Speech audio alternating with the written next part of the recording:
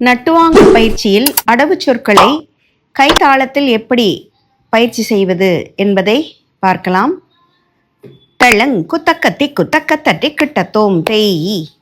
யும் தத் த தேய் யும் த ஹ தேய் யும் த த தேய் யும் த ஹ தேய் யும் த த தேய் யும் த ஹ தேய் யும் த த தேய் யும் த ஹ